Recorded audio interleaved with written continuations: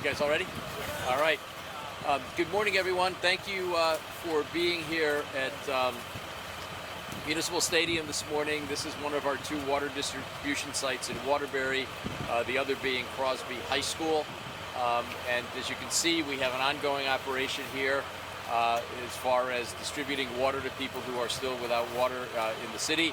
I know we're also doing this up in Crosby, where right now that's one of the areas that still does not have water. And I would just encourage you, you can see this is moving smoothly. It's very crowded at Crosby right now, and you can go there for water. But I would encourage people, if they have the opportunity to come down here to Municipal Stadium, I think you'll get in and out quicker, and we may distribute the water a little bit better. At the very end, I'll give you an update on where we are with the water, but this side of the city does have water right now, so I think we're not seeing quite as many people. With help from a lot of our partners, a number of volunteers, a number of companies and organizations that have donated water to the city, we were able to start last night distributing water to people who still do not have water so that they can get potable water. And we did that last night until the water ran out. We're here today, starting at 9 this morning. We'll be here till 5 at both locations, and we'll also be here, we're prepared to be here tomorrow and to continue doing this until we have the water fully restored within the city. We have a number of the folks who are working with us here today. We have Team Rubicon is here, a bunch of volunteers who come from outside of Waterbury. Peter Lidner, right? Yep. Did I get it right? Okay. Is here with us. I'm going to give him a chance. Just come on up and say something, Peter, about why you're here today. Yeah, we're a veteran-led humanitarian organization that helps people before, during, and after disasters, and we're really happy to partner with the city of Waterbury to help the community. They've been outstanding partners, and they're doing everything they can to get this issue resolved, and we're here till they get it resolved to help hand out water and serve this community. We often say we're built to serve, and it's obvious today our volunteers they're out here in the snow to serve this community, and we're happy to partner with the Red Cross and the National Guard and Salvation Army, who are also out here. So thank you, Mr. Mayor, for having us and letting us serve this community. No, we appreciate having you here. Thank you so much for what you're doing. And as you can see, it's cold and snowing here today. So the state has been a terrific partner from the very beginning of this incident. We've had help from the Department of Emergency Services and Homeland Security. The governor has been just great about this whole thing. I was on the phone with him very early this morning. He was reaching out to me at 5 o'clock to see how things were going here, and he's been a huge help. The National Guard has been put to use here as well, and they are doing a great job helping us get the water here, and get the water distributed as well. And we have Major Wilkinson, who's here with us today from the National Guard. Major, would you just like to say a few things? Thank you, Mayor.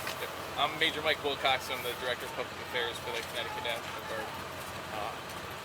Our citizen soldiers, Connecticut's home team, we're happy and humbled to be able to be here and help the citizens of Waterbury and the surrounding affected towns. Currently, the Connecticut National Guard has been instrumental in distributing over 40 pallets of water, which totals approximately about 5,000 gallons. So this is what we do. We're here. We're members of your community. We walk amongst you every day, and we're really excited to be able to here and keep doing our part in order to help alleviate this issue. Thank you. Thank you. We definitely appreciate the help. And this is a small part of it. The folks who are still without water are having issues. We still have issues with some of the sanitary issues of being able to run water, take showers, necessarily use flush the toilets, but we do at least have potable water that we're able to get to people to help alleviate some of the problem. And without the help and the volunteers, none of that would be possible. The overriding issue, of course, is to restore water service to the city of Waterbury. We are at this point, I can report that as you know, yesterday we told you that the low-lying areas that are fed by the gravity-fed line are able to get water. It's a 12-inch line, but it is feeding every place that's along the Naugatuck River, primarily the downtown area. They continue to have water. Last night we were able to begin flowing water to the Bunker Hill section of the city and also Watertown. And I'm happy to report at this time both hospitals are fully supplied with water. Both hospitals are currently fully operational. There's no longer a diversion out of St. Mary's. So both hospitals are open for business right now, and they're continuing to provide services. At this point, we've also been able to shut off the water that was flowing, for the most part, back into the hole where the water main broke on Thomason Avenue. We've been able to get in there and see what the damage looks like. And at this point, it was a large failure. The pipe, as we had indicated, was washed out underneath and has collapsed. It is actually more significant than we had initially thought it was going to be. So it's going to take some, an effort to get that fixed. We continue to work on ways to try to get water to the full city as soon as possible, and I'm hoping to have some things to report on that sooner rather than later. But we're continuing to work on that as well. So we do have our water superintendent, Brad Millay, is with us today on this side. Brad, these guys, Brad, his team, the folks from Dayton Construction, have been phenomenal. They started working on this. They've been working on the initial leak Friday night. As you know, we had the catastrophic problem at 11 o'clock. These guys have been working around the clock since 11 o'clock. I think he's had about 3 hours sleep since then, but they continue to work on it. So Brad, I don't know if you have anything you want to update or if there's anything to add. So as the mayor said, we got into the pit this morning, into the affected area. That area is much worse than we thought it was going to be. Right now we are formulating a plan B for the city. We are going to try to divert water, create a new section of main, basically, that will allow us to feed the city while we work on the two main breaks that are currently happening on Thomas and Avenue. That's it. And then, as we indicated yesterday, the last piece that continues is the fire department. One of the other issues with not having water flowing through all sections of the city is danger of fires. We continue to watch that. With the water now flowing into Bunker Hill and some of these areas, that helps alleviate some of the problem. But the fire department continues to have tankers on standby, continues to be prepared to deal with it. And I don't know if you have anything you want to add to that beyond what we talked about. Sure. Chief Lopez is with us today. Thank you, Mayor. The fire department continues to ensure that there's fire protection is maintained throughout the city. We're doing that by employing additional resources in Waterbury, which includes tankers from surrounding communities. We actually had to utilize them last night at a scrapyard fire, so they worked out very well. And we're very fortunate to have such strong support from our mutual aid partners. Thank you. Thank you. And I do want to acknowledge the surrounding cities who have been providing mutual aid in the fire, and I have heard from a number of mayors, Mayor Hess in Naugatuck, as far away as Mayor Roberto Alves and Danbury, who have all offered help.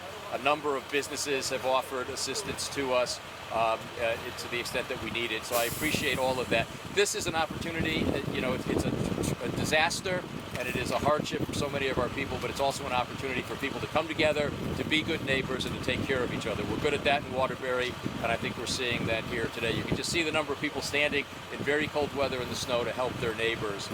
And I want to emphasize again the work that our crews are doing.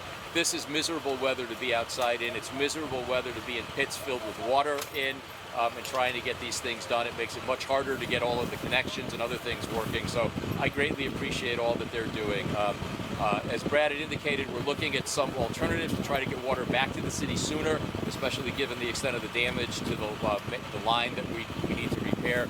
And we'll update you as that occurs. I don't want to talk about timelines at this point until we have a much better idea of what that's going to be. But I want people to know that we continue to work around the clock to find solutions to this. I appreciate the patience of the people of Waterbury. This has been a rough 6 months with water here. We continue to try to upgrade the system. We're going to continue to make not just repairs, but upgrades as we go forward. That's something that we're committed to. But thank you for your patience right now, and we hope to have you back in water very, very quickly. With that, does anyone have any questions? Good morning, Mayor. Good morning. How many more days will the city be having the water distribution? The water will be distributed until we get the water back online.